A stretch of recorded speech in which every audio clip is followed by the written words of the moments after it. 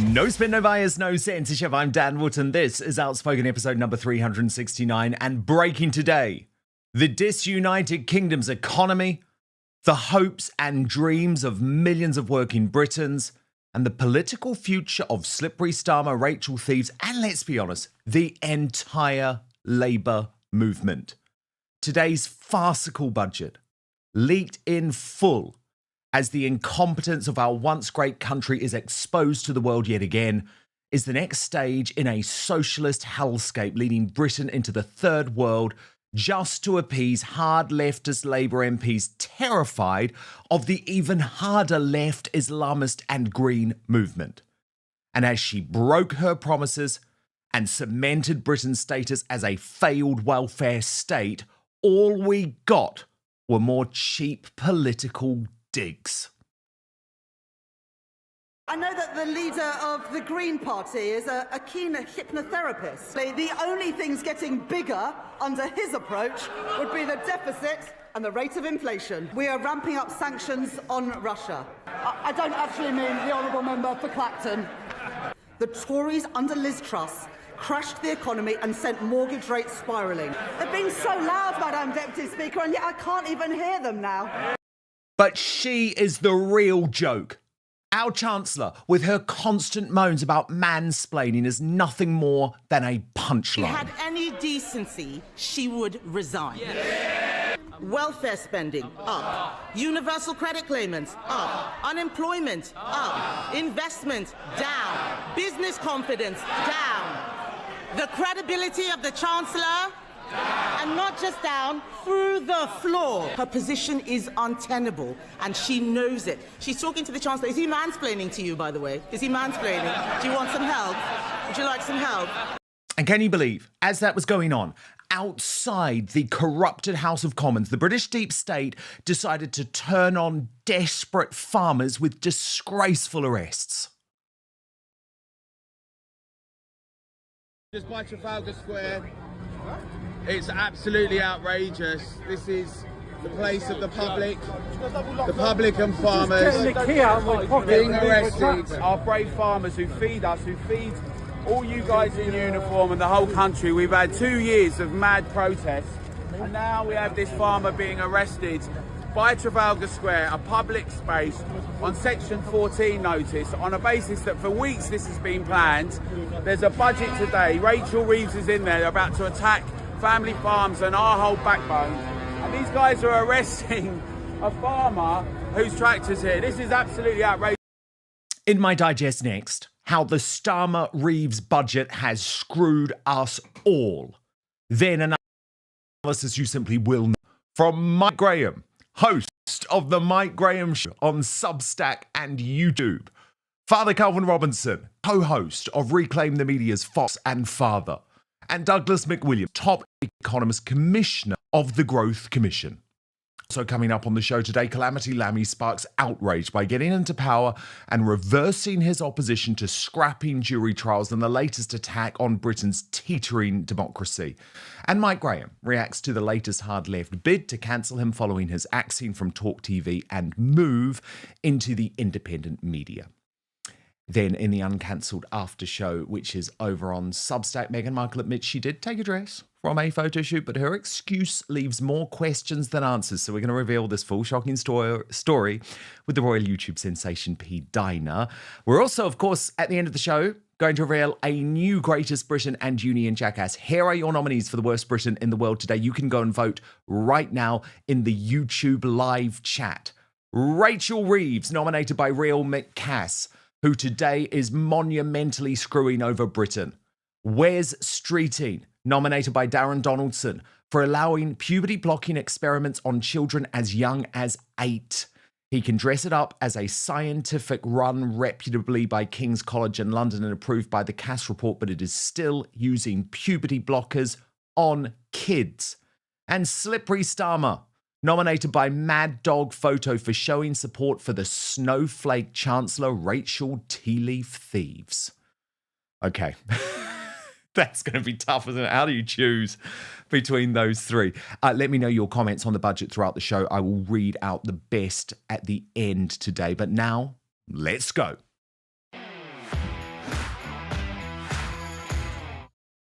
Rest in peace, the United Kingdom economy. Good luck to every hard-working patriot whose struggle to simply live day by day has just been made even more impossible. Even more impossible because of a socialist Prime Minister, Slippery Starmer, incompetent Chancellor and Rachel from Accounts, and communist-inspired Labour Party prepared to damn workers to appease the Islamist hard left and benefits Britain. Last year, we were promised that the record £40 billion tax rises were over. That was a one and done deal. So what did we get today? Tax hikes of £26 billion. £8 billion on freezing income and national insurance thresholds. £4.7 billion in a salary sacrifice raid, £2.3 billion in tax admin crackdowns, £2.2 billion on dividend, property and savings tax rises, £1.5 billion in extra corporation tax, £1.4 billion on electric vehicles pay per mile schemes, £1.1 billion in a gambling tax raid, £900 million on capital gains changes on trust, £400 million in council tax hikes. Oh, and just another £4.4 billion here and there in a mix of measures. Translation: we now have a record tax burden of 38% of GDP, the highest in the history of our once glorious country, with the useless OBR warning of massive fiscal risks with the prospect of, wait for it, even more tax rises. Oh, and they also say household disposable income will grow at just 0.25% a year for most of the decade, as slower wage growth and higher taxes drags incomes down. And for what? For what? Can any of us honestly say the country is in a better place? The NHS is broken. The invasion continues at pace. The property market is crashing. The justice system is screwed, with criminals being released early and now jury trials set to be scrapped. What are we paying for? Well, I will tell you. Decades of mass immigration. That is the reality that you will not hear today in the mainstream media. We now also have a state so incompetent that the entire budget was leaked as Rachel Thieves was sitting in Parliament yet to deliver a word. This was the moment she found out, and it made the UK really a laughing stock all over the world, yet again. Speaker, it is my understanding that the Office of Budget Responsibility's Economic and Financial Outlook was released on their website before this statement. This is deeply disappointing and a serious error on their part. The Office for Budget Responsibility have already made a statement taking full responsibility for their breach. She had a spluttering start, quite literally, and it was a sign of terrible things to come. And within 3 months, we will set out our plan for delivering his recommendations. Madam Deputy Speaker, we are rebuilding our economy. Over the last 16 months, we have overhauled our planning system to get Britain building, forged new trade deals with the United States, India and the European Union, reformed our visa system to bring the brightest and the best to Britain. We changed our fiscal rules that we inherited from the Conservatives and raised public investment to its highest level in 4 decades. And in last year's budget, I raised taxes on business and the wealthiest to close the £22 billion black hole in the public finances left by the party opposites. You're a liar, Rachel Reeves. A complete liar and a fraud. Advanced UK leader Ben Habib responded, so taxes on everyone who works and pensioners are going up. Anyone who has made money, saved it and bought a valuable house will be penalised for their efforts and success. Pensioners who live in such homes will also have to pay tax with their depleted income. People who cannot afford children will be incentivised to have more of them. That's because of the scrapping of the 2-child benefit cap. Top of the list, will be foreigners on benefits. Why not give workers a tax break for having children? National debt and taxes forecast to go up. Growth and productivity are forecast to flatline at best. A recession is around the corner. This is a budget for those on benefits, punishing people who work, earn and save. Mugabe economics in the UK. But in their oft-repeated strategy, Reeves decided to blame Liz Truss. We've also alternative. 3 years ago, in their clamour to cut taxes for the richest, the Tories under Liz Truss crashed the economy and sent mortgage rates spiralling and brought pensions to the brink.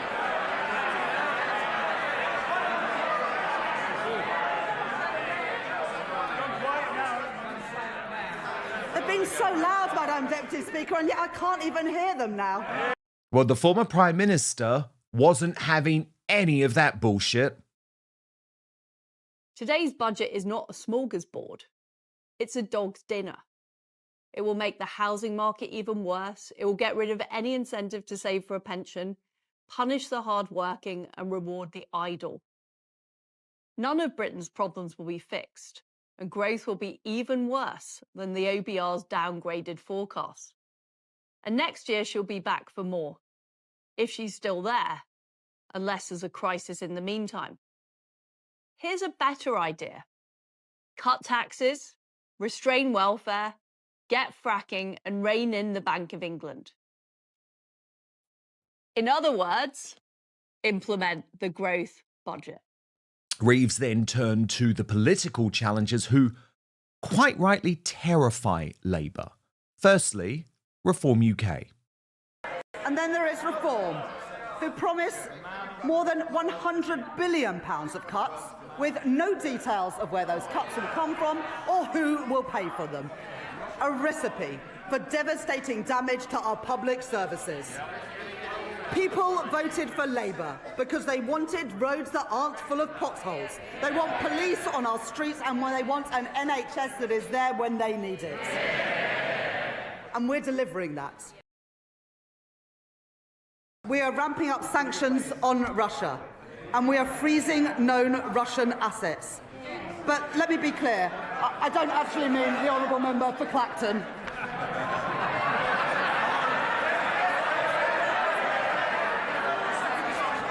Under the Conservatives. What the hell are you laughing at, you evil woman? Nigel Farage responded with a dire warning about what's to come in the UK. But worst of all of these signals from a government that literally doesn't understand business, because none of them have ever been in business, and frankly, there are few in the opposition who tick that box either. Now, my prediction is the exodus will continue, the exodus will accelerate, and the tragedy of it is the sheer number of 30-somethings who want to work hard, who want to do well, who are ambitious, and for them, they're seeing the Gulf. They're even seeing, ironically, other European countries. Milan in Italy being perhaps a very good example where young, hard-working entrepreneurs are going. That's one very, very big prediction that I've got from this budget. The party's strategy boss, Zia Youssef, also was spitting some facts, writing, wow, Labour is going to spend £1.8 billion on digital ID, and it is coming out of the Home Office budget, which is still being cut in real terms. Labour is literally diverting money away from sorting out the border crisis to taking away British people's legacy. On to Rachel's next target, the nutty Green Party leader, the tit whisperer himself, Zach Polansky, who in another shocking sign of our national decline, is about to overtake Labour in the polls, despite being a complete joke, as he proved outside of Westminster Watch. Hey, Rachel! Ooh, ah, I wanna know if you'll tax the rich. Are you gonna tax the rich? Hey, Rachel! Ooh, ah, I wanna know if you'll tax the rich. Are you gonna tax the rich? Rachel Reeves keeps talking about tough choices, but these are always tough choices for working class people, for disabled people, for migrants? When are we going to see tough choices for multimillionaires and billionaires? I know that the leader of the Green Party is a keen hypnotherapist, and he believes that he can achieve remarkable things using only the power of his mind. Unfortunately, the only things getting bigger under his approach would be the deficit and the rate of inflation. No, that's under you. That's under you, Reeves. The reality is that, as James O'Brien proved on LBC, Labour's elite class actually wants to drive the people who have been driving our economy out of the country. They want to damn us to decline forever in order to shore up their hard left voting base. I was reading about a billionaire yesterday who apparently was worth £33 billion at the last time of asking, and he's going to move to Dubai because he's worried about tax in this country. And I thought, mate, what is the point of being alive if you've got £33 billion in the bank and you're going to uproot your life and your family because you might have a bit less than that next year than you would have if you lived somewhere else? At what point do you sit down, look yourself in the mirror and say, yeah, I'm going to make my decisions based on what I like and what I love? And then the reflection looks back at you and says, you only like and love money, boss. You don't like and love anyone else. You don't like and love the people that you spend time with in the country where you live. You don't like and love the country where you live. You don't like and love the traditions of the country where you've made your home. You don't like and love the population of the country where you've made your home. You don't like and love the values of the country where you've made your home. The only thing you like and love is money. So off you go. Seriously, hop on your private jet and fly to Dubai, where you can live under Sharia law while reading on the Daily Mail website about how awful it would be to live under Sharia law. We need money. We need money. Do you not get that, you fool? So after today, Reeves is now, without any doubt, the worst Chancellor in British history, which is emphasised by the fact at any time of trouble she leans on sexism and misogyny. But I have to say, the Tory leader Kemi Bader, I've been her biggest critic. But she had a rare moment of brilliance. She had some fire in her belly today because she wasn't taking any of Rachel's bullshit. If she had any decency, she would resign. At the last budget, she said she was proud to be the country's first ever female chancellor. After this budget, she will go down as the country's worst ever chancellor.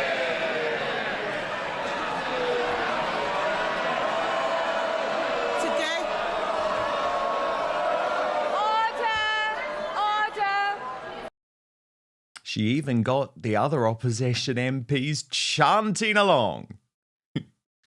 Government spend up. Welfare spending up. Universal credit claimants up. Unemployment up. Debt interest up. Inflation up. And what about the things that you want to go up? What about the things you want to go up? Growth down. Investment down. Business confidence down. The credibility of the Chancellor, and not just down, through the floor. These figures are shocking. Does she really think that anyone will be confused by the sleight of her hand that she had in her speech? Her speech today was an exercise in self-delusion. Today, she had an opportunity to apologize and show some humility. Instead, we've been fed puff pieces in the Times and the FT showing a woman wallowing in self-pity, whining about mansplaining and misogyny. And in a damningly mocking tone, Badenoch also made it clear why Reeves' job is simply untenable as she continued to mock her constant claims of sexism. Her position is untenable, and she knows it. She's talking to the Chancellor. Is he mansplaining to you, by the way? Is he mansplaining? Do you want some help? Would you like some help? What the Prime Minister should do is grow a backbone and sack her. But he won't, because he knows if she goes down, he goes down with her. So we're stuck with them both, Laurel and foolhardy. I repeat, Rachel Reeves and Keir Starmer just screwed the entire country. For analysis, Let me bring in today's superstar panel. And it is brilliant to have Douglas McWilliams, Commissioner of the Growth Commission, with us alongside Father Calvin Robinson and Mike Graham. Mike, unleash on what we saw today. I know you've been desperate too. God. Oh my God. I mean, you just cannot believe it. I mean, the most remarkable start to the whole day, where Rachel Reeves is sitting next to the Prime Minister, looking at somebody else's phone. It's just been handed to her by Torsten Bell, reading that the entire budget has just been leaked to the world by the OBR. As somebody said earlier on today, probably by some civil servant working from home in Spain, hit the wrong button while he was cooking his, paella. These people are unbelievable. And she then got up and spoke for about an hour, and I could scarcely believe what I was hearing. You would almost think that she's living in some kind of cloud cuckoo land. She has absolutely no clue what she's doing. She's, as Kemi Badenoch just said there, and I agree with you that she had a great day today. It's quite pathetic. She's killing off the NHS. It doesn't work. The OBR, as we can see, doesn't work. The Home Office doesn't work. All of this money that she's going to give away to families with more than 2 children. Guess how many families with more than 2 children were born outside the UK? 340,000. Those are not my figures. Those are Nick Timothy MPs figures, right? So a huge number of people will benefit from this big families kind of bonus to the tune of thousands of pounds a year. And most of, well, at least a third of them, possibly more, will be foreign-born families. Thus shoring up their voter base, Mike. That's what this is about. It's an Islamist budget. It's a benefits budget. It's a green budget because their concern is the hard left. And so they're damning our country, aren't they, to go down a hard leftist path?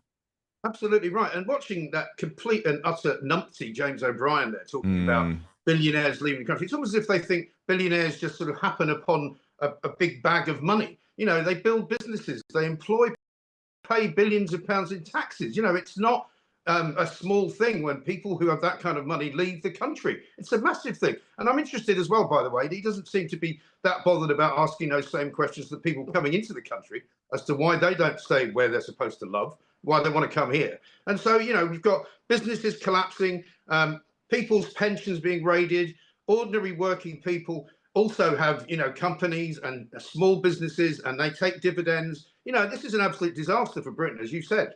Total disaster. It is a complete and utter disaster. Father Calvin Robinson, your verdict. I think it's very sad to watch Labour running the country into the ground, and all we get from the Conservative Party is a bit of a pantomime. Lower, higher. It's so juvenile. It really is. I want to see them getting harder, tougher, and holding the government to account because they're running roughshod over the budget, over the country's economy. I do think that we do need to emphasize the importance of the family, and we need to incentivize the family. So we do need to find a way to encourage British people to have larger families because British people are dying out. But you and Mike are both right in that a lot of this money will go to foreign-born families and immigrants. That is a problem. This is about, Calvin, can we just be honest about it? Yeah. Well, it's about the Muslim vote. It is about the Muslim vote. Labour wasn't going to do this last year, Father Calvin, because they didn't have the money to. What's happened in the past year, Calvin? The launch of your party, this mad Islamist mob, Corbyn and, Zara Sultana, and the rise of the Greens, which is now an Islamist party with their deputy leader, Mohsen Ali. So I'm sorry, to me, this is all about the Muslim vote. And I do understand when people like you are concerned about our birth rate. Of course, we need to be concerned about the English birth rate, but that's not who this is appealing to. No, it's not. And we do need a government that's strong enough to just say, actually, British people that have British babies get special benefits, but people who are foreign-born or immigrants that have babies don't get the same benefits because then it's not the same. And our country needs to be looking after our own people first. That is highly controversial, especially to the Liberal Uni Party. So I can't see either of those doing it. But that's the system we need to go down. British people are having somewhere between 1.2 and 1.4 kids. We need to get that up to 2. And so that's a large gap to fill. We need to help young British people get married and have children. Douglas McWilliams of the Growth Commission, our economist today. you've got a damning verdict of this budget too, right? I'm afraid so. The big problem is it doesn't solve any of our difficulties. She took money, but then she spent it. She hasn't closed the black hole, and we've done some sums, pretty rough and ready, like everyone's sums.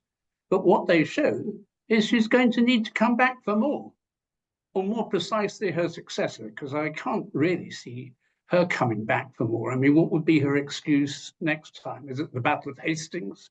Is it World War I? Has some dog crept into HMRC and eaten the revenue? I don't know. I don't see how she can credibly come back and ask for more money, but that whoever's Chancellor next year is going to have to do that. So you think she's finished after today? I'm afraid so. I've actually gone through the sums. I mean, I've been looking at these things for 51 years, so I sort of know which pages to go for, and I go for them, a bit like a dog chasing a ferret or something. And if you go through the details, there's a financial statement and budget report, table 4.1, which tells you what the damage really is. And then there's the OBR's assessment Annex A, which you compare with last year to see what's actually happened. And they show we've got 30 billion extra spending, 30 billion extra taxes. And the effect of that, if you go through it, is we're going to lose so much economic growth that the black hole gets bigger, not smaller. And that's why she's got a problem. Mike Graham, do you agree that Reeves is finished after this? Like, despite all of her fighting talk, there's no way that she can actually survive? I don't see how she can, but, you know, she and Starmer seem to be like cockroaches right now, you know, because any decent Chancellor would have resigned this afternoon because of what happened this morning with the OBR. This guy, Richard Hughes, who's been saying, you know, he's going to wait, like all great British kind of civil servants. Oh, he doesn't think he should resign. He's going to wait and see whether somebody else should tell him to resign. And then maybe he'll think about resigning. But, you know, the idea that she trusts this organisation, and it's already been discredited, the OBR, because most of its forecasts are wrong. You know, Liz Truss said it was down to them that she ended up having to leave office because they basically screwed everything up. And the markets reacted in such a way that she was left with no choice. You know, Rachel Reeves has done far worse to the economy than Liz Truss ever did. And I didn't, you know, I'm not holding any candle for Liz Truss, but, you know, she at least wanted growth in the economy. She understood that in order for us to thrive as a country, there needs to be growth. There needs to be an incentive for people to produce things. There needs to be an incentive to go to work. Right now, you're actually better off if you're, say, on a relatively low income. You're better off not working because you'll be $2,000 better off if you have a few more kids. It's just insane. And so, you know, the ordinary working people of this country, who she promised would never have to pay any more tax, are now having to pay more tax. Council tax will go up everywhere. You know, food prices, and we haven't even talked about food inflation. I mean, food inflation now is out of control. And it's, I mean, all the figures will say that it's running at 5 or 6%. It's running at about 15 to 20%. You know, you go in to buy something that was 50p last year, it's 75p. You know, and I know that matters to an awful lot of people. The politicians don't seem to notice, but Rachel Reeves should get out of the way.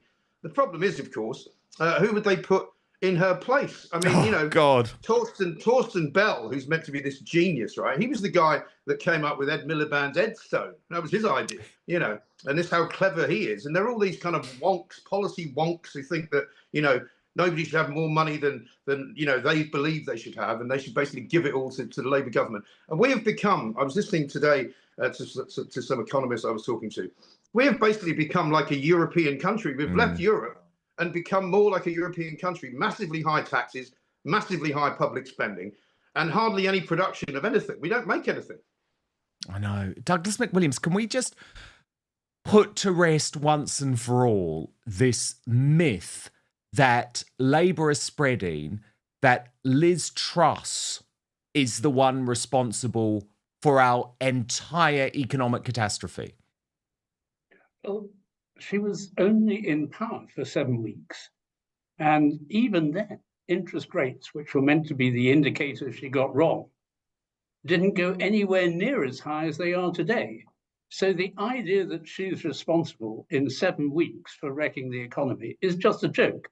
She's become a scapegoat, and I think it's rather a pity. And there are a few, I mean, Rachel Reeves complains about mansplaining. I do think some journalists go after those trusts in a slightly misogynistic way. I don't think she did everything quite right. I don't think she thinks she did everything quite right.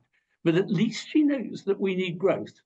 And if we don't get growth, nothing else really matters because we'll collapse anyway. 100%. 100%. Douglas McWilliams of the Growth Commission, thank you so much. In a massive disgrace, a complete and utter disgrace for the British deep state, as Rachel from Accounts was delivering that devastating budget inside the House of Commons, Sadiq Khan's Metropolitan Police were going after the devastated farmers who had come far and wide in their tractors to protest this absolute shit show of a budget, which wants to, let's just be completely clear about this, destroy their businesses, destroy their lifestyles. This government wants to destroy the people who feed us. And I believe it's sinister. What's also sinister, of course, is that this was a completely peaceful protest that at the last minute, the Metropolitan Police decided must be cancelled. And by that point, everyone was there with their tractors. I mean, there was even a cow. Watch this. Everywhere you look, there's a tractor.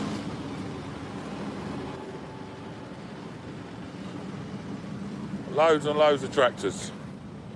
And you know what? We've even got a cow. Which was brilliant.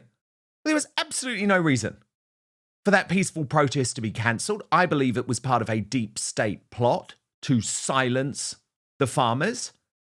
And they even arrested one honest, patriotic farmer for simply going into his tractor and taking the key. These scenes disgrace the Metropolitan Police. Watch. For Section 14, we see farmers being arrested just by Trafalgar Square. It's absolutely outrageous. This is the place of the public and farmers being arrested under Section 14 dispersal because the police the day before decide to say that they're not going to be allowed to protest. I've asked you several times to follow the conditions. You up to my tractor to get the key out of it. We wanted you to protest safely, but you're not following the instructions. I was getting the key out of my tractor. I was getting the key out of my pocket his tractor. Why is he being arrested? Tractor to move it as you asked. Okay? Because you're obstructing the highway. Well, I'm not sure you're going to be able to move the tractors then, are you? Yeah, don't worry. Stop your ass, don't worry, we'll sort that out. It's not a competition, don't need to be angry. God, he's got such attitude. Farmers being arrested on the roundabout, Trafalgar Square. Shame on them all. And good on those farmers. Nigel Farage posted on X, the planned farmers' protest on Whitehall has been cancelled by the police at the last moment. They have come to London and are now being arrested. This is outrageous.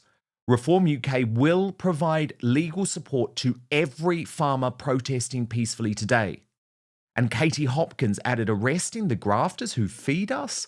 Well done to all our amazing farmers out protesting the sick government across the country. Proper men and women. Well done to this lovely man. And she even provided her email address in case there was anything she could do to help. Mike Graham, what on earth was going on? Cancelling that protest at the last minute? Why? Why can't they have their tractors and then arresting them?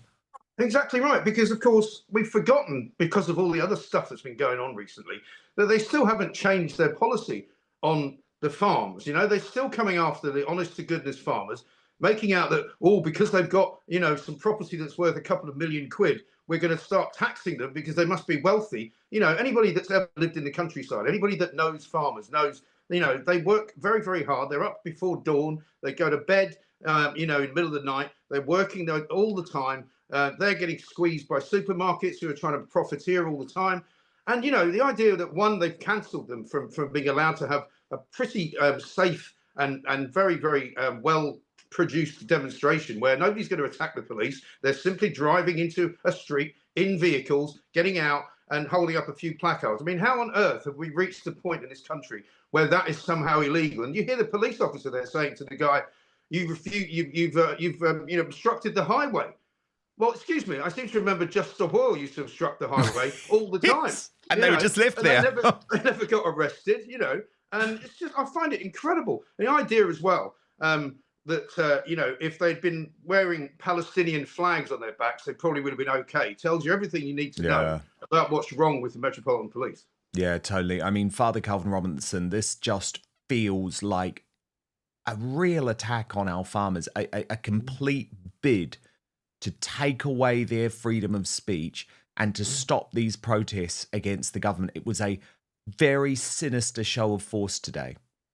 Sinister is a good word for it, because something else is going on here. Clarkson's Farm has been the best advocacy for farming in our country for a long time, because you can see how oppressed farmers truly are by government policy, how government policy gets in the way. So the United Kingdom is about 75% or just less than that self-sufficient, as in we make enough food to feed ourselves. But we should be aiming to get 100% self-sufficient, right? We should be aiming to live and survive as a country without having to rely on other countries. But for some reason, both the Labour and Conservative governments consecutively have been subsidising farmers, in essence, paying them to farm less, and instead of paying them to grow produce that can feed us, paying them to grow stuff that cannot feed us. So the question has to be asked, why? Why does the government not want our farmers to continue farming to survive, but also so the country can survive? Well, look globally. There's only one country in the entire world that is self-sufficient. It's not the United States of America. It's not Great Britain. It's not Germany. It's Guyana. The globalists don't want the Western countries to be self-sufficient because the market survives on us buying off each other. Well, actually, a good country, a good government of a good country should want that country to be self-sufficient. That's what I want to see for the United Kingdom. I want to see our government helping our farmers farm so that we can feed ourselves. You're so right. They do not want us feeding ourselves. Then we come to the dire situation, right, in Sadiq Khan's London, which makes me feel every day that these police officers are focused on completely the wrong thing.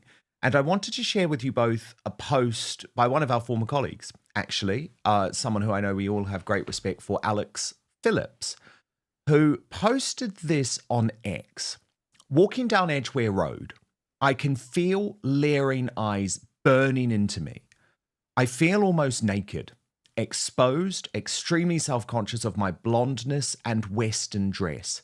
I zip my coat up as high as possible and tuck my long hair into my collar. I avert my eyes to the pavement and try to walk as quickly as possible, willing myself to be invisible. I am trying to ignore the hissed comments from men sat outside coffee shops with shisha and cigarettes. There is a tight fist of anxiety in my sternum as my pace quickens. But this isn't a far-flung, dangerous land that comes with a governmental travel advisory warning for solo women. This is my capital city, London. Yes, I know I don't belong here. I am the exotic stranger having to adapt my dress and behaviour for my own safety. Now, to me, that was absolutely chilling and a perfect encapsulation of actually what's gone wrong in the capital under Khan. But of course, the Islamists, rather than listening, push back and push back hard. So that extremist Bushra Sheikh responded to Alex Phillips, I believe, very aggressively, writing, "Good grief, woman, give it a rest. Anyone and everyone has been to Edgware Road. The place is buzzing with amazing food and cafes. Women being stared at is no new phenomenon. It happens everywhere. You're not special, and nor is it due to your race or theirs. Believe me, there are far more beautiful women than you who sit in Edgware Road every weekend doing a shisha without a single issue. Perhaps diversify your friend group a little more. Enjoy modern London and stop complaining." And Mike Graham, isn't that the type of disgusting hard left dismissal that we see all the time? Yeah. When people honestly talk about the horror that they're now facing, especially women women who are completely unsafe in the capital city. But, you know, you're just racist, Mike, if you point it out. This is the thing. And, you know, I know Alex Phillips well, as you do. She's moved out of London now because she couldn't stand it. She literally couldn't stand it. And this sort of nonsense that they talk, modern London, like, you're just a sad old white guy or a sad white woman, London's not the same anymore because it's much better now. Well, I'm sorry, I was born here in the 1960s and it isn't better now. And yes, there were always men who would look at women, and yes, there were men that would wolf whistle at women, but it's not like that now. It's a different kind of thing. It's a different feel. It's a very different danger that a lot of women, I know loads of women now who tell me that they basically don't even dress the way they would normally dress because they don't wish to provoke some of these men into making comments about them. And it's the same with this business of London's not any more crime-ridden than it was before. It's complete nonsense. These lefties are all deluded. They're all trying to convince themselves that everything's fine. We're all better off because we've got more Lebanese restaurants and more shisha bars and all of that. We always had those, but, we just didn't have quite so many of them. And you can, as I say, you can walk down Edgware Road and you might think you were not actually, in fact, you'd see more English people in Dubai than you would see there, Totally. It's like you're in Pakistan or in Bangladesh, same as Whitechapel. They are becoming no-go zones. But Father Calvin Robinson, I think where Bushra Sheikh is being completely naive, and what we do have to talk about is that, of course, her experience as a Muslim woman, as an Asian woman, is completely different to the experience of Alex Phillips as a white woman. And we have to be able to have that conversation, Father Calvin. Of course, it's a different experience. This is why Bushra Sheikh is attacking good old Alex Phillips, because she knows it's a problem due to Mohammedanism. Mohammedan cultures are not the same as Western cultures, and actually they don't treat women the same. But even their own women get treated differently to our women. There's a hierarchy there, and this is why we have the Pakistani Muslim rape gangs, because they see British girls as less than human, as something to do what they want with. And so when a white, blonde English woman is walking down the street, they are going to look at her and treat her differently to how they treat her. Mohammedan in a veil or a niqab or whatever that, cover their entire title. Of course they are. I moved to London, I've lived in London over 20 years. I moved out last year because it's not a nice place anymore. Anyone that sits there and tells you, oh, it's more modern now, it's more diverse now, it may be, but they're not good things. It's a toxicity of cultures that don't actually integrate well. They don't assimilate well. They're not taking on British values and British culture. They're bringing their own and trying to replace ours with theirs. Well, I don't want to live in their country. I don't want to live in a country full of kebab shops and shisha shops. I just don't. It's not nice. It's not pleasant. I don't like the way they treat our women. I don't like the way they interact with each other. Never mind us. I don't want that in my country. If that makes me a racist, then I'm a racist. I don't care. The fact is, I want England to be a good place. I want it to be the place that I grew up in. I want London to be the place it was 20 years ago when I moved there. It's fantastic. Best capital in the world. Not anymore. Why? Because too much diversity dilutes a culture. It's dangerous. It's not good. Everything in British culture, though, is now being diluted. Everything. Like, what is one of the fundamental things about the United Kingdom? Our justice system, or at least it used to be. But I don't believe we have a justice system anymore. I believe our justice system is completely politicized. Look at the witch hunts against people like Tommy Robinson and Andrew Tate and Russell Brand. And now, as soon as he is in power, David Lammy, the thickest politician in the land, the most corruptible politician in the land, someone who I think is having his strings pulled very much by the establishment and the deep state, has reversed his long-held view that jury trials are an absolutely critical part of what it means to be English and what it means for our justice system. Now, yeah, this guy is stupid. Of course he is. And he's corruptible. Of course he is. But this is what he said about the need for jury trials before he was in power. Watch. One person who can tell you why this is such a bad idea is David Lammy. He wrote his famous Lammy report in 2017, looking at racial bias in our justice system. The jury system is fundamental to our constitutional arrangement. We should not use the coronavirus as a cover to abandon juries, which is the opportunity to be judged by 12 of your peers. Juries being replaced by judges and magistrates is effectively the establishment, rather than your peers who live in your community deciding what justice should be. But lo and behold, in power, being controlled by the deep state, David Lammy, Calamity Lammy, has done a complete 180, wanting to scrap juries for most crimes, other than rapes, murders and manslaughters. As Nigel Farage posted, the jury trial has been an essential part of our freedoms for centuries. It is our protection against the state. For the government to remove it in most cases will give our politicised judiciary far too much power. Next, they will move to plea bargaining and nearly all cases will end in a guilty verdict. This Labour government is crushing our freedom. Tommy Robinson added juries are to be scrapped in all cases except murder, rape and manslaughter. David Lammy is to announce England has had juries dating back 1,200 years. These clowns are let into our institutes in a time of activist judges, and they want judges to decide the fate of the people alone? It's extraordinary. And I really think we cannot forget that it's Lammy who is being put in charge of this. Lammy, the most stupid cabinet minister ever. And if you think I'm being unfair, well, just this week, Lammy admitted that his second top role model in life was Bill Cosby. The same Bill Cosby who was accused by over 60 women for rape, drug-facilitated sexual assault, sexual battery, child sexual abuse, and sexual harassment. Are you really telling me he didn't know that? So he's that stupid to admit that. And there are some other examples of David Lammy's stupidity that should make us fear him having this position of power. Do you remember these moments? If it feels like neighbourhood policing has vanished, it's not around you. We haven't seen a police while I've been here, and I've been here for a little while now. What was the married name of the scientists Marie and Pierre who won the Nobel Prize for Physics in 1903 for their research into radiation? Antoinette. Curie. James Gandolfini played a mafia boss called Tony in which American television series? Godfather. The Sopranos. Which variety of blue English cheese traditionally accompanies port?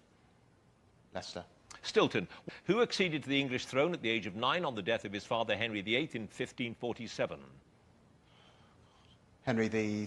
Edward VI. In chemistry, what French word is used for a tube for transferring measured amounts of liquids? Pass. I will leave it for the public to come to their own judgments about someone who once flirted with Hitler Youth when he was younger. That is for the public. So to my superstar panel, Mike Graham and Father Calvin Robinson.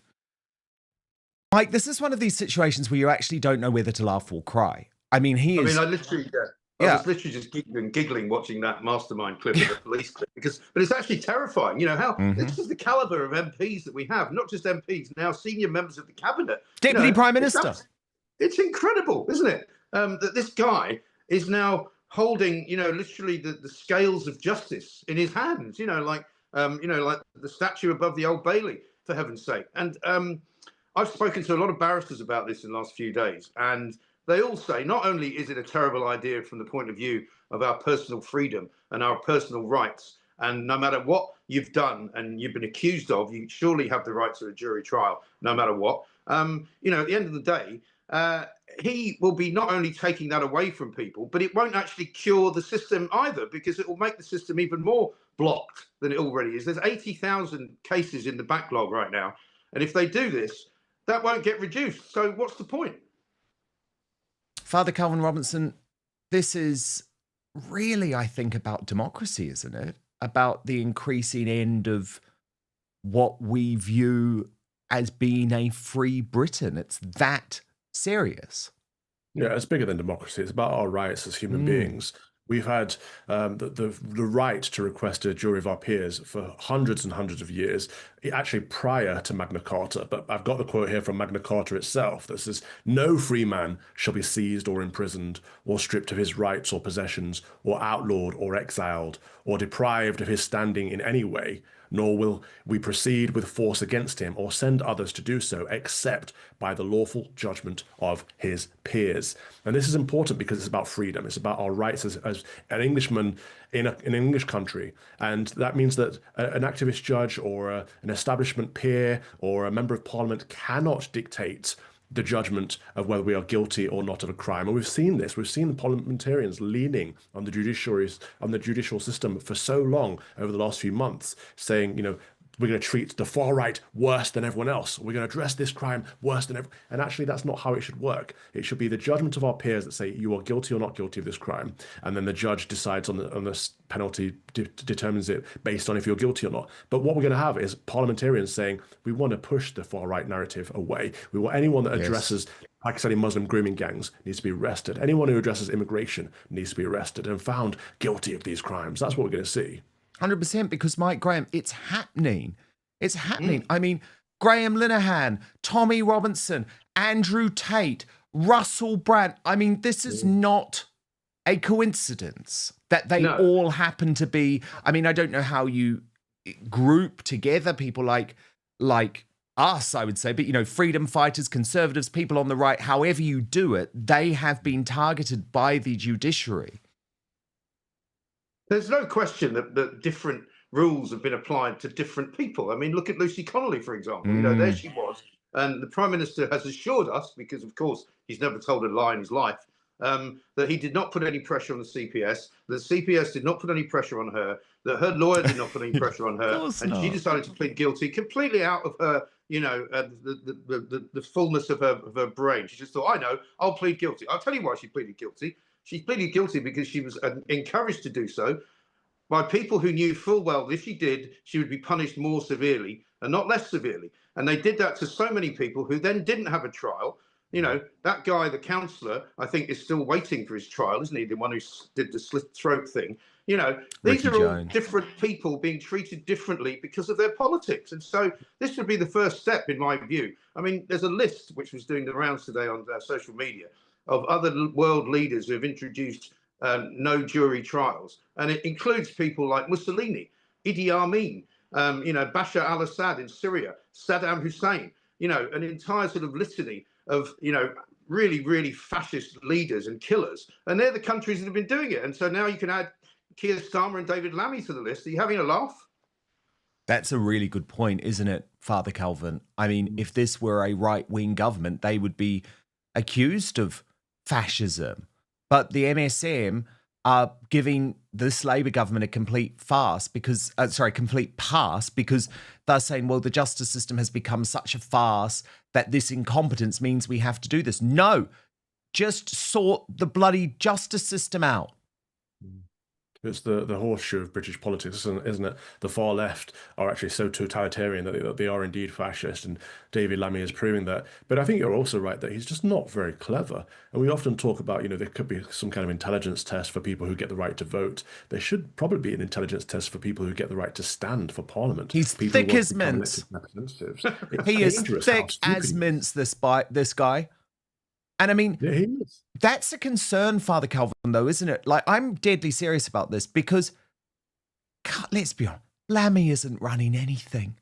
He's not running anything. Like, the guy was the foreign secretary, despite the fact that he had described Trump as a white supremacist neo-Nazi. He's not running anything.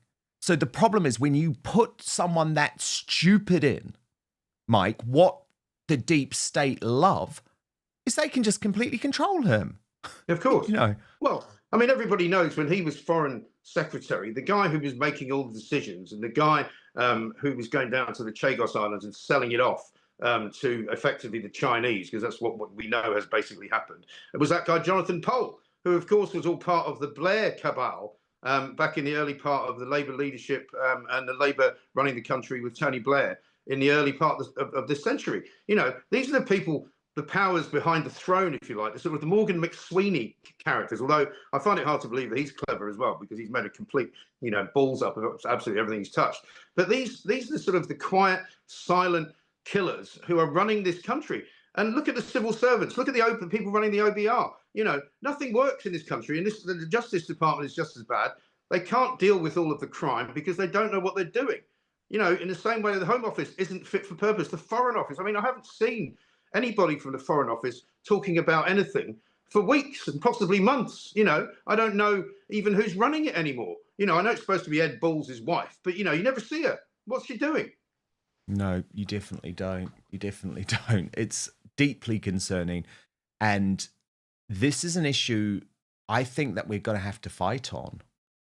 Do you know what I mean, Father Calvin? Because it's not necessarily sexy as an issue, but this is the type of issue that we all need to be fighting hard for. The right to a jury trial. It is fundamental. Well, yeah, there are two issues here. There's the right to a jury trial, which we must fight for if we want to protect our freedom from the state. But also there's the caliber of our politicians and the demographic from which they are selected. You know, until 100 years ago, you had to be a member of the Church of England to stand for Parliament. And it's always been that case. And it was implied that you'd have to be English too. I think it should be the case that you should have to be English and you should have to be a Christian to run in England, a Christian country. And I think we have to have a look at who's running. You know, to have someone called Mahmoud, which is an interpretation of Mohammed, as the Secretary of State in the Home Office, when we have a problem with Mohammedans in our country, and we have a problem with immigration in our country and policing, two-tier policing, it's not appropriate. It's entirely inappropriate. And so we need a strong leader who's willing to stand up with the political capital to say, actually, England is both an English country and a Christian country, and anyone who runs for office, who stands for office in our country, needs to tick both of those criteria at the very least. Now, today is super exciting for me because Father Calvin Robinson and Mike Graham are reunited on screen for the first time now that Mike is fully independent, because this has been a while, right? Hasn't it, Mike? Given that, I guess, there was the whole GB News versus Talk TV thing, and then Talk TV. I think you went on a couple of times, didn't you, Father Calvin? But you know, you weren't necessarily a palatable regular guest for them. So it's very nice to have you back together. And Mike, you've certainly been unleashed, and a lot of people are noticing how you have been unleashed since moving fully independent. And of course, predictably, and I think this is a great thing, there's already a left-wing campaign to shut you down after your appearance in Essex at the Pink Ladies event. So I want to get your verdict on this, but let's just remind everyone about what you said first. Only yesterday, there's another one. Some Afghan bastard has come into this country and sexually assaulted and raped a 12-year-old girl. I mean, what is going on? You know, we don't want these people here, right? I don't care about these, you know, BBC types who go, well, surely you're not saying they're all rapists. Actually, I am saying they're all fucking rapists, you know? Because it's the only language they understand, right? We don't want them here. We don't need them here. And they shouldn't be here. And we certainly don't want them anywhere near this town in Wethersfield, 600 of them being busted over. Q Lifty outrage for karate Mikey posted Mike Graham, the disgraced former Talk TV presenter. I don't know who he's disgraced by, has just told a Pink Ladies anti-refugee protest in Chelmsford that all asylum seekers are fucking rapists. And then your party councillor Alan Gibbons came in and said, this is hate speech, pure and simple. Harry Eccles added, this is gross racism and hate speech. So, Mike, they're coming for you again. Are you worried? Yeah. No, because, you know, they've always been coming for me, and they've been coming for me for years, you know, and the problem is they're not upset about the fact that a 12-year-old girl has been raped. No. They're not upset about the fact that, you know, this is going on day in, day out. They're not upset by the people, the local people and the families and the children who don't want to go out at night because they're frightened of what might happen. They're not concerned about any of that. They're just concerned about people that say things that they might not like to hear, because I'm afraid they're going to be hearing a lot of it. Father Calvin Robinson, I mean, firstly, this is obviously the first time that you've been on with Mike, but what was interesting is that you actually thought, and obviously Mike is very, very clear that he didn't send the post and he was hacked, but you didn't even think the post that ended up leading to his axing from Talk TV was racist anyway.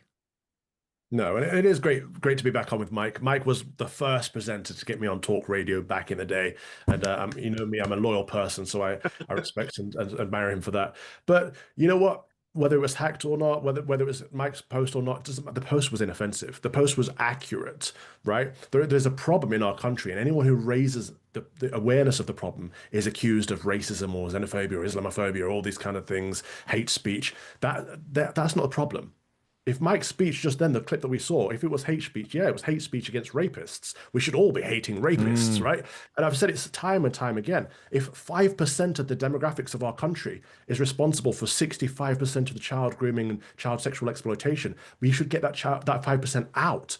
Even if someone says, well, not all of them, it doesn't matter. Too many of them are. They need to go. It's not safe for our girls. That's the priority. Young, British, working class, white girls are being groomed and raped systematically by people from another land. So why are we saying, oh, it's racist to point it out? It doesn't matter if it's racist to point it out. It's rape and it needs to stop. And so I'm absolutely 100% with Mike on that. And I'm 100% with Mike on his previous post. When I go to London now and I look around, I don't see very many English people. I don't see very many Londoners. And you can argue for a multi-ethnic, multi-faith, multicultural society if you want, but at least some degree of them should be from the place that you're in, right? If I go to London, the capital city of England, I should see English people there. If I don't see any, and if I don't hear anyone speaking English, there's a problem there and it needs to be addressed. But raising the problem itself is the bigger issue for these people on the left because diversity is their god. And I mean, Mike, it's worth pointing out, Father Calvin, he's not a white man. and I know you've had other non-white people who have been saying to you, this is nuts. I've said before, this is not a colour thing, it's not a race thing. It's more of a nationality thing, to be honest, because there are certain countries who are more likely, and these are government figures again, who are more likely to have men coming from them who are likely to commit sexual crimes, against women. And these are simply the facts. And I mean, I'm afraid the lefties don't like facts. They don't like to have to admit to things like that. And they start asking questions about whether the study was biased or, the studies are not biased. The studies are there for everybody to see. The government figures, even this useless, hopeless, crappy Labour government wants to get rid of these people, So how is it racist to talk about it and to say we should get rid of them? I mean, it's government policy now. Yeah, totally. And Mike, do you feel a sense now, though, that when you were at that Pink Ladies event, you were able to be more, to use my favorite word, more outspoken than what you would have been able to be? To be honest, whenever I'm at a live event, I kind of just go with what I'm feeling. And, I don't generally prepare my speech. I don't generally think an awful lot about what I'm going to say. It was a beautiful crowd. It was a horribly cold day. So many people turned out in the freezing cold, and they were there because they believe in something and they have a proper community that they want to protect. And so, I felt that vibe and I responded to it, And so, I mean, I may have been slightly more, shall we say, expressive than I might have otherwise been. But I think I said this to you when we had the interview. Probably if I'd still been at talk and I'd said I was thinking of going to that, they might have advised me not to go. Yeah, Can I just say as well, before I got into this industry, over 10 years ago, there were a few of you that I used to listen to, two people I used to listen to every day, Julia Hartley-Brewer and the Independent Republic of Mike Graham. And you've put so much work, so much blood, sweat and tears into that place. I think it's absolutely abysmal the way they treated you at the end and the way they just shrugged you off as if you're a piece of dirt on the bottom of their shoe. I think it's disgusting. I think the entire industry is disgusting. And I think it's a shame that not enough of your colleagues and friends stood up for you. Yeah, well, as I said to Dan, I don't really blame them for that. And funnily enough, I ran into Julia Hartley-Brewer at a lunch on Friday last week, and we were fine. It's a tough business. It's a hard business. And, I've got friends there, and I will always have friends there. I've got friends in all sorts of parts of the media, but most of the people in it are not very nice. Let's put it that way. Yeah, it's an interesting one, isn't it, Father Calvin? Because we actually always had this debate, Calvin and myself, because I was more, when what happened to us at GB News happened, I was a bit more like you, Mike. So I sort of understood, didn't I, Calvin, why people maybe wouldn't be able to speak publicly. But for you, Father, it was a real bottom line, a sort of morality test. Yeah, because what's important in life? People, right? God and people. And you are my friends. So if something happens to you, I'm going to stand up for you. If that means I lose my job, what does that matter? What's a job at the end of the day? My relationship with you is more important. And I don't understand people that don't see it like that. People that think, oh, if I say anything, I might lose this promotion. I might not get this spot on air. I want to get that slot or whatever. It's disgusting. It's shameful. It's an empty view of the world. It's like we are better than that as people. We have to be better than that as people. We've got to stand by each other. Otherwise, we're all on our own. Well, exactly. And as plenty of people have seen since what happened to you guys at GB News, you know, they've come for other people as well, haven't they? Of course. Well, yes, but I just have to show you something, Mike, because I think it does sort of prove why they've made such a mistake. So let's just look at the numbers for Plank of the Week. So if you see here, a month ago, that was your last episode, okay? 282,000 views. You're then suspended, goes down to 127,000, 105,000, 146,000, 94,000. The most recent episode, Mike, 74,000 views. Now, actually, if we go back a bit further for you, you were regularly getting over 300,000 views of Plank of the Week. So 75% of the audience has gone. Amazing, isn't it? Amazing. And I think that's probably going to be the case for the morning show as well. I haven't seen any up-to-date numbers, but I know an awful lot of people aren't watching it. Yeah. Well, it's a good thing, isn't it? At the end of the day, the independent Republic of Mike Graham is now independent, truly. And you can say what you like, you can go where you want, do what you want. And actually, that's freeing. And I think the audience is going to respect that. Yeah, I think so. Mike, I've got to ask you about something that happened with GB News in regards to the Pink Ladies protest. But actually, just before we do, a bit of fun, Calvin. They're still having a few issues. This was Andrew Pearce presenting their morning show yesterday. Watch.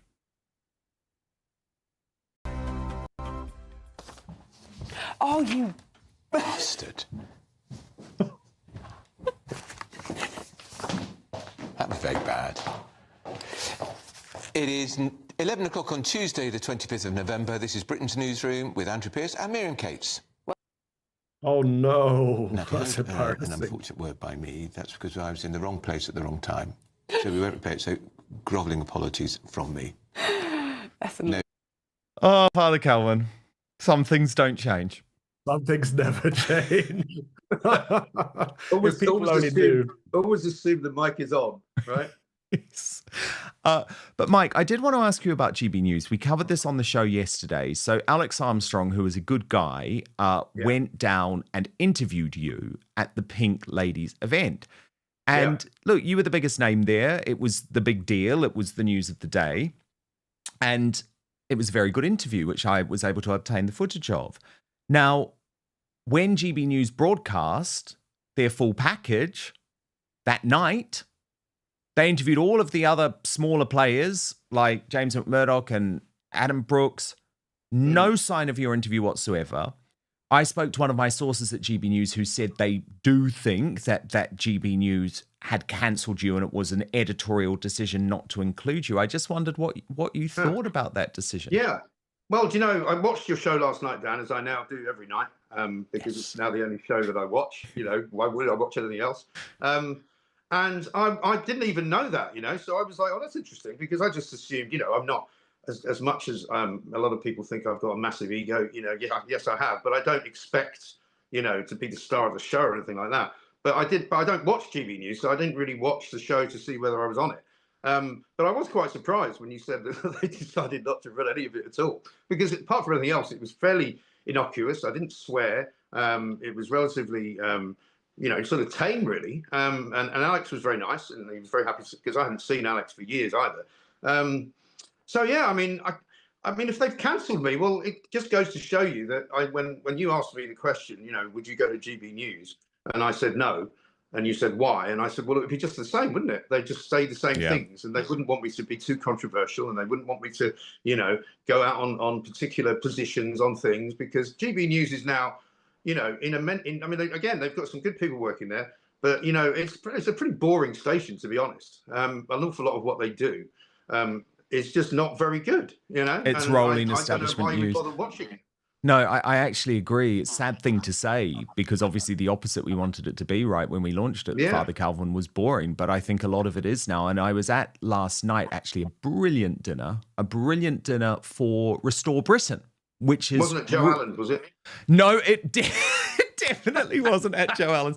It was at Rupert Lowe's club. And, you know, I love Rupert Lowe. He's obviously launched Restore Britain. But it was a really interesting event. Chatham House rules. But what was great is there was a cross-section of people. Obviously, Restore Britain's like a non-party political organisation. So David Starkey was there. He's actually on the show tomorrow night. Susan Hall from the Conservatives was there. Gavin Williamson was there. But so too were people from the independent media like Connor Tomlinson and Carl Benjamin, who I have to say just went for Gavin Williamson. It was sort of wonderful to watch, but they were both giving as good as they got. But Rupert Lowe said to me, he remains completely banned by GB News, which to me is extraordinary. I mean, they have him on talk, Mike, but completely banned by GB News. It's crazy. I know. It's insane, isn't it? And you think, well, I'm going to say the words independent media, which of course now means something completely different to me than they used to, because they're clearly not independent media, which is a pity because, you know, we need people to tell the truth and you need to listen to people and we need to, you know, interact with each other at various points, sometimes maybe not always in a pleasant way.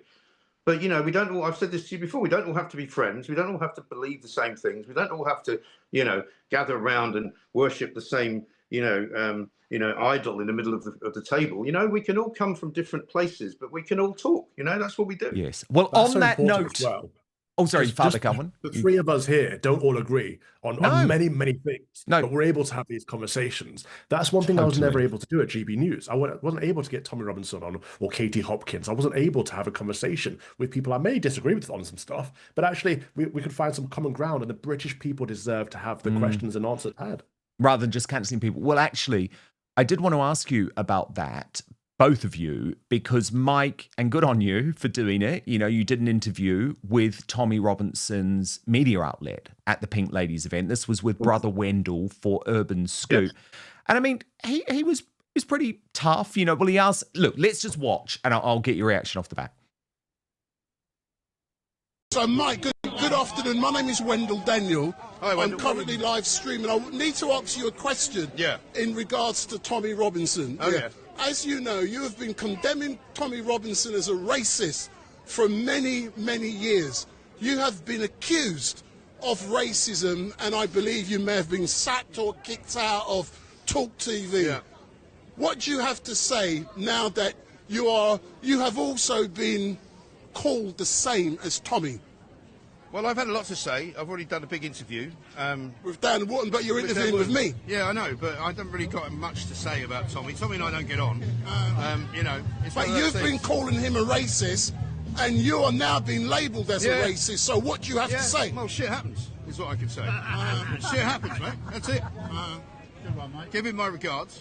I will I'll see him soon. But I'm currently live streaming on Tommy Robinson's YouTube and Tommy's Twitter. Okay. Will you be inviting him as one of your guests onto your show? You never know. Wait and see. So possibly. Wait and see. I have to say, I thought that was a blockbuster exchange. Love Brother Wendell, but I also loved Shit Happens. But Tommy did respond. He posted Shit Happens. Brother Wendell interviewed Mike Graham earlier at the Pink Ladies protest in Chelmsford. He politely confronted Mike, saying he lost his job on Talk TV after being accused of racism. Ironic, something Mike has accused me of for years while working with an establishment media feathering his own nest. It would be interesting to see if Mike has the balls to actually interview me now. He's free from the shackles of establishment media. I would do it just out of interest. The irony of this isn't lost on me, Dan Wootton. So he's offered to come on your new show, Mike. Yeah, I mean, he's been doing this for years, Dan. You know, I don't know why he's so desperate for me to interview him, but he does seem to be very, very much obsessed with it. He denies he's obsessed with me, but he then went and found some tweet from about 5 years ago to prove his point. You know, this is going to go on for a while, I'm sure, you know, because I just, you know, part of me thinks I shouldn't do it because he's so horrible and he's been horrible about me and to me, regardless of everything that has happened over the years. He's never cut me any slack. As I said to you, the original kind of falling out that we had was all about some, you know, pretty nasty stuff that he was threatening to do. And it wasn't just about demonstrating outside the office, you know what I mean? So we'll see. Listen, I'm not completely closed-minded about it, but it's not going to happen straight away, that's for sure. Father Calvin, what's your view on all of this as a supporter of Mike and Tommy? Right, so obviously I've always stood up for Tommy every time he's been cancelled, and when Mike got cancelled, I stood up for Mike too. But Tommy jumped in on the thread, pretty much saying, you shouldn't support Mike because he hasn't liked me. And I support all of you guys. I disagree with Tommy on some stuff, I disagree with Mike on some stuff, but to see you both come together for a conversation, even if you walk away at the end of it still not liking each other, the viewer would win. We would win, finding out where you disagree, where you actually agree, and find the common ground. And actually, it shows growth too for both you and for Tommy, because he's been at this. He was quite young when he started, and we all changed. And maybe he's a different guy now. I don't know, but he could certainly do some growth.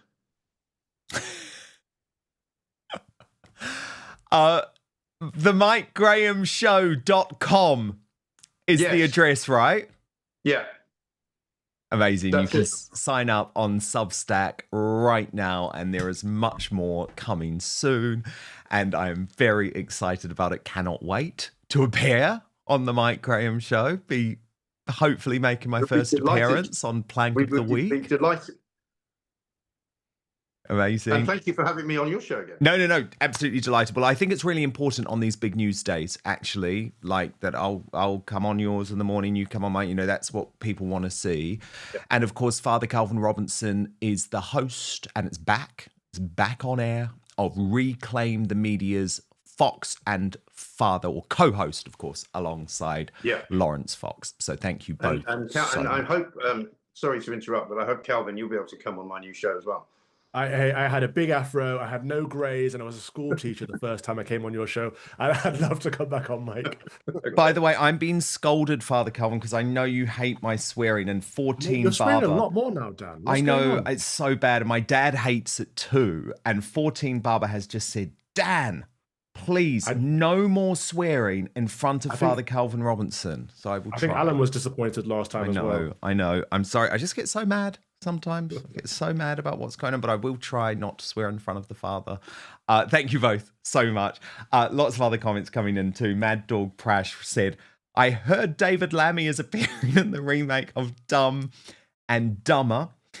Juliet Johnson says, I agree with Alex Phillips 100% about Edgware Road. Any white woman that goes there shouldn't be alone. And Teresa Brewer, thank you for the super chat, Teresa, says, Advance UK all the way. And Miss Chloe Celeste says Starkey will be great over the no jury thing. And yes, very much looking forward to having the great Dr. David Starkey back on Outspoken tomorrow alongside Lois Perry. So make sure you're with us for that. But a reminder of your nominees of today's Worst Britain in the World today. Our Union Jackass, Rachel Reeves, nominated by Mick Cass for monumentally screwing over Britain. Wes Streeting, nominated by Darren Donaldson for allowing puberty blocking experiments, on children as young as 8. And Slippery Starmer, nominated by Mad Dog Photo for showing support for the snowflake Chancellor Rachel Reeves. Okay. On another day, I think Wes Streeting would have had more than 3% of your vote, but I do understand why. And on another day, I think Slippery Starmer would have had more than 23% of your vote, but I understand why. Today's Union Jackass, with an overwhelming 73% of your vote. Rachel from Accounts, Rachel Thieves, the worst Chancellor in British history. And today's Greatest Britain, this was a surprise, but I totally understand.